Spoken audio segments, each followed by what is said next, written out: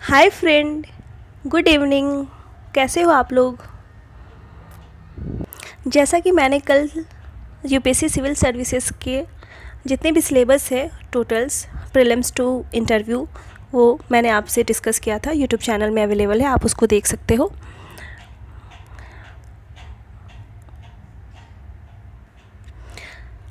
आज हम लोग चैप्टर से स्टार्ट करने से पहले कुछ बुक्स के बारे में जान लेते हैं, ठीक है?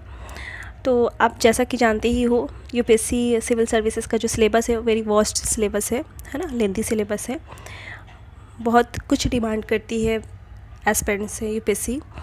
तो उसमें एक सेगमेंट आती है, very important segment, Indian polity, भारतीय राज्य व्यवस्था। तो भारतीय राज्य व्यवस्था स्टार्ट करने से पहले कुछ बेसिक बुक्स के बारे में भी हम जान लेते हैं ना, क्योंकि बहुत सारे नोट्स अवेलेबल है मार्केट में, कंटेंट है अवेलेबल यूट्यूब चैनल्स में, बहुत सारे कोचिंग्स प्रोवाइड करवाते हैं। बट कुछ बुक्स भी वेरी इंपॉर्टेंट ना, बुक्स आपके पास रहें, आप उनको पढ़ो, आप उनसे सेल्फ नोट्स बनाओ, ये भी इम्पॉर्टेंट है। तो बुक्स, तो मैं आज डिस्कस करने वाली हूँ एनसीईआरटीज़ के बारे में। ओके, जैसा कि हम सब जानते हैं कि यूपीएससी सिविल सर्विसेज एग्ज़ाम में एनसीईआरटीज़ वेरी का बहुत बड़ा रोल है ना, वेरी बिग रोल। क्योंकि एनसीईआरटीज़ में जो लैंग्वेज से सारे कंटेंट समझाए गए हैं वो यूपीएससी की डिमांड को मीट करते हैं। इसलिए हम सबसे पहले स्टार्ट करेंगे एनसीईआरटीज़ की पुस्तक के। तो 6 to 12 बहुत लोग प्रेफर करते हैं कि 6 to 12 एनसीईआरटीज़ पढ़ लेना चाहिए लगभग सब्जेक्ट्स के।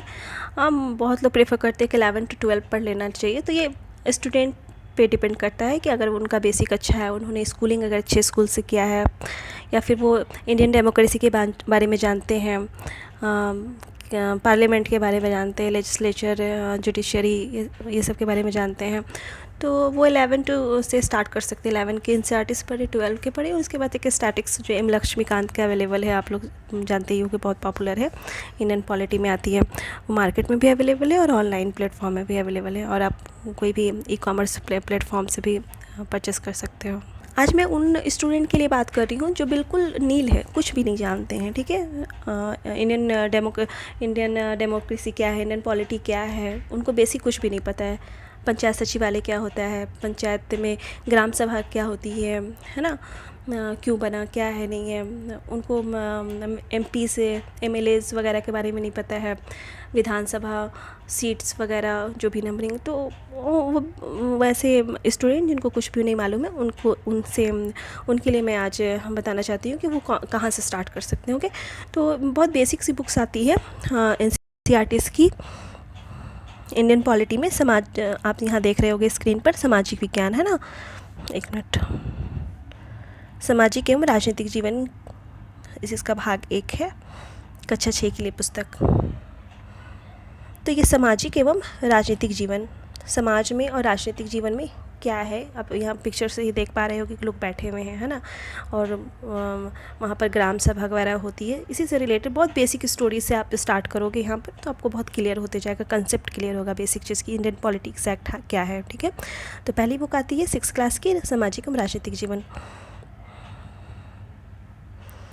सेकंड बुक आती है 7 क्लास की है, सारी पतली पतली बुक है, आप इसको 1-2 बार, 3 बार, 4 बार, आप अपने हिसाब से आपको कितने बार में पढ़ने में समझ में आती है तो आप इसको पढ़े। काफ़ी पतली बुक है, आप अगर पढ़ोगे तो पर डे अगर एक बार पढ़ लिया एक बुक, या फिर 2-3 दिन करके पढ़ लिया, तो ये ईजी वे में हो जाता। ये 7 क्लास की बुक है, थोड़ी एडिटिंग में प्रॉब्लम है। सामाजिक विज्ञान है ना, सामाजिक विज्ञान, सामाजिक एवं राजनीतिक जीवन 2, सामाजिक एवं राजनीतिक जीवन, इसका भाग 2 है, 7 क्लास की पुस्तक है। ओके, तो आप देख पा रहे हो, ये आपको प्ले स्टोर में भी PDF एक एप्लीकेशन है, वहाँ से भी आप डाउनलोड कर सकते हो बुक को। ज़्यादा बेस्ट होगा अगर आप 1-2 बुक ख़रीद लो, आपके पास रहे तो उसको, क्योंकि अंडरलाइन वगैरह करने में ईजी होता है। बाकी आप ऑनलाइन भी अवेलेबल है तो वैसे भी पढ़ सकते हो एप्लीकेशन, क्योंकि बहुत सारे आजकल ऑनलाइन मोड में बुक्स वगैरह अवेलेबल है, और लोग बच्चे पढ़ भी रहे हैं ना, लैपटॉप में, टैब में, या फिर फ़ोन में। तो ये हो गई 7 क्लास की बुक इंडियन पॉलिटी की। अब एनसीईआरटीज़ में 8 क्लास की बुक आती है। है ना। ये सामाजिक विज्ञान, ठीक है, ये है सामाजिक विज्ञान। और इसमें सामाजिक एवं राजनीतिक जीवन, सामाजिक, ये एडिटिंग प्रॉब्लम है, एवं राजनीतिक जीवन, है ना, सामाजिक एवं राजनीतिक जीवन। ये भाग 3 है, 6 1 था, 7 2nd एंड 8 3rd। इसमें भी आपको मोमेंट के बारे में बताया गया, बेसिक्स बताया गया। आप पढ़ोगे तो आपको खुद समझ में आएगा, है ना। अब हम लोग 8 क्लास की हो गई। काफ़ी पतली बुक है, आप जब इसको देख के डरे ना, है ना, जब आप स्टार्ट करोगे पढ़ना तो आपको समझ में आएगा। को बहुत इंटरेस्टिंग, मतलब बहुत बेसिक स्टोरीज से आपको बहुत एनसीईआरटी की बुक्स की खासियत ही यही है कि आपको कभी भी बोर नहीं फील होगा। हाँ, आप जब पढ़ना शुरू करें, क्योंकि ऑब्वियसली देखिए आप यूपीएससी का प्रिपरेशन करना शुरू कर रहे हो, या फिर आप सोच रहे हो, थॉट में ला रहे हो, या इस जर्नी में जाना चाहते हो, तो ऑब्वियसली आपको थोड़ा सा पढ़ना होगा, है ना, पढ़ना ही होगा। मतलब कोई अदर ऑप्शन नहीं है। मैंने अपने पहले वीडियो में बताया कि कोई शॉर्टकट नहीं है, आपको पढ़ना होगा। इम्पॉर्टेंट है कि आपको पढ़ना है तो कैसे पढ़ना है, ये इम्पॉर्टेंट है ना। पढ़ना होगा तो सब बोलते हैं कि पढ़ना ही है, लेकिन कैसे पढ़ना है, पढ़ते ही जाना है, कौन सा पोर्शन पढ़ना, कौन सा छोड़ना है, ये भी बहुत इम्पॉर्टेंट है ना। तो अब हम बात करते हैं क्लास 9, 8 क्लास की हो गई, ओके। क्लास 9 की पुस्तक है लोकतांत्रिक राजनीति। ये पुस्तक सामाजिक विज्ञान की आती है, फर्स्ट बुक है लोकतांत्रिक राजनीति, है ना। हम जैसा कि हम जानते हैं कि हमारा जो पार्लियामेंट्री सिस्टम चलता है वो डेमोक्रेटिक सिस्टम है ना। लोकतंत्र है हमारे देश में, तो लोकतांत्रिक राजनीति, ओके। 8 क्लास की बुक हो गई। 8 क्लास में एक और बुक पढ़नी होती है,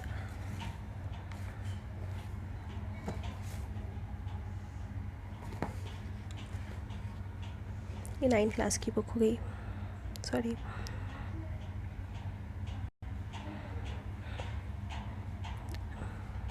नाइन क्लास की बुक के बाद 9 क्लास की एक और बुक है, ओके, भारत और समकालीन विश्व। ये कट गया है यहाँ पर, एडिटिंग प्रॉब्लम है, विश्व, ठीक है, भारत और समकालीन विश्व, ठीक है। कक्षा 9 के लिए इतिहास की सॉरी, ये गलत एडिटिंग हो गई है, ये बुक नहीं है, ओके, इसको कट कर दीजिए आप, ये गलत एडिटिंग हो गई है, सॉरी इसके लिए।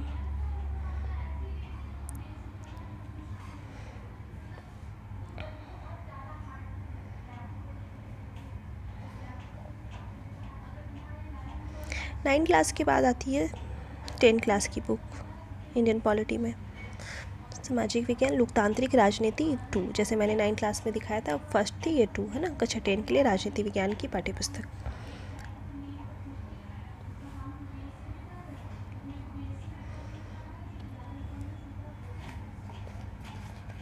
टेंथ के बाद 11 की पुस्तक है, ओके। ये भी एडिटिंग प्रॉब्लम है दोस्तों, बट कोई नहीं, मैं बता देती हूँ यहाँ लिख कर, ठीक है, कि क्या है। भारत का संविधान, सिद्धांत और व्यवहार, ठीक है, 11 क्लास की बुक है। ये है भारत का संविधान,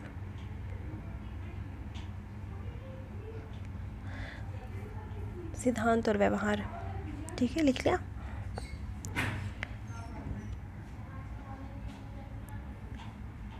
सिद्धांत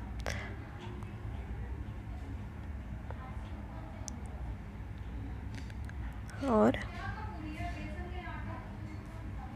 व्यवहार, ये पुस्तक है। आपको किसी भी बुक स्टोर में हम या फिर ऑनलाइन मोड में भी एप्लीकेशन वगैरह इसका है, तो उसमें वहाँ भी आपको अवेलेबल है, मिल जाएगी, ठीक है।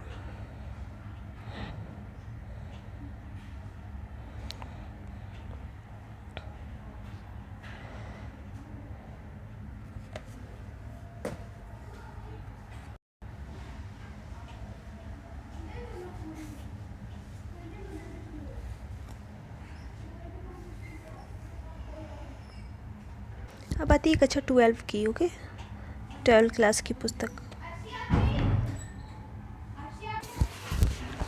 यस स्टूडेंट, ये समकालीन विश्व राजनीति क्लास 12 के लिए राजनीति विज्ञान की पाठ्य पुस्तक।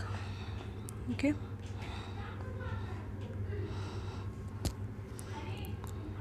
यहाँ मैं लिख देती हूँ समकालीन विश्व राजनीति, विश्व राजनीति। ठीक है, 12 क्लास की पुस्तक है ये।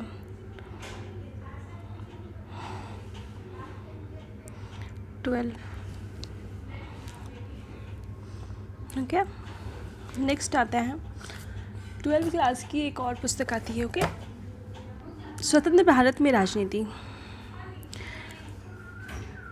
है ना।